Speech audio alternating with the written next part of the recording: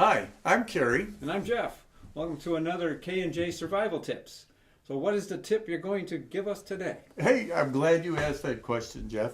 As you can see, we have quite an array of alternative lighting.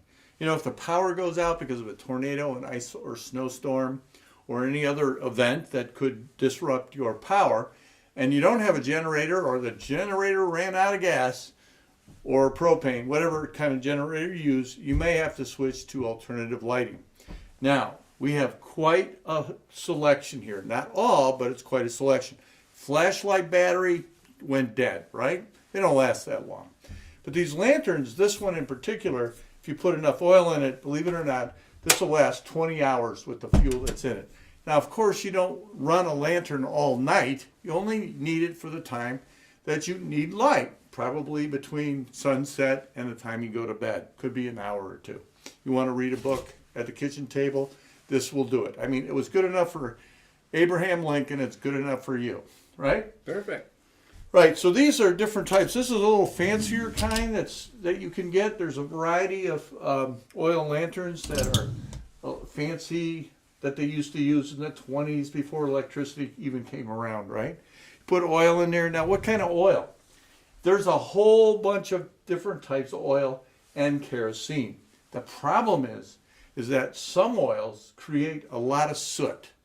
And if you were to put this on near the ceiling, you could end up with a big black spot, and probably the rest of your ceiling, if it's white, it's going to turn gray. So you want to be very careful on the oil you choose. I'm still researching oils. When we do complete the research, we'll get back to you and give you some suggestions on oil. Now, this is the traditional, what we call the railroad type lantern. This is the kind you might see in a campground or at a cottage up north. This one, I really like this one if you're a real prepper like me, right? This one not only provides heat, but you see this little thing at the top? That's a holder. And what you can do is take your pan from your mess kit, after you've lit it, snap it on there, and cook and heat water if you need to for your water filter. You want to purify some water or make a stew or soup or just cook whatever, right? And this is the kind you normally see campgrounds, but you got to have these propane canisters, and you can hook these up on a pole to a, what is it, a 20 pound? The ones you buy at most stores, you'll see them. And then you can hook this up to one of a 20 pounder or even a 100 pounder if you have it, or 30 pounder, whatever the case may be. In each case, if you have these lanterns, you want to make sure you have a good supply of wicks that fit your lantern.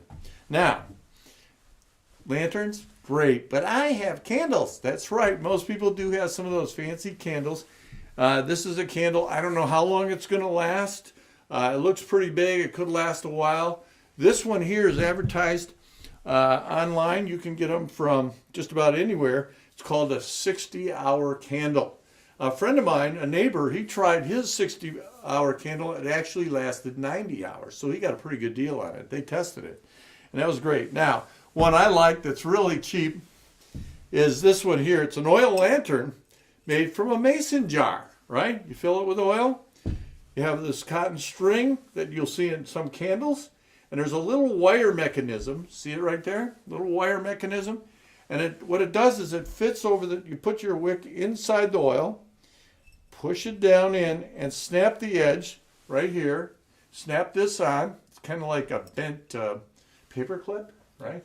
So it looks like. Yeah, and you just set your wick to where you want it, light it, and you have a lantern. And these little lanterns here, believe it or not, they don't provide a lot of light, but enough so you don't trip over furniture in the room, perhaps, depending on the size of your room.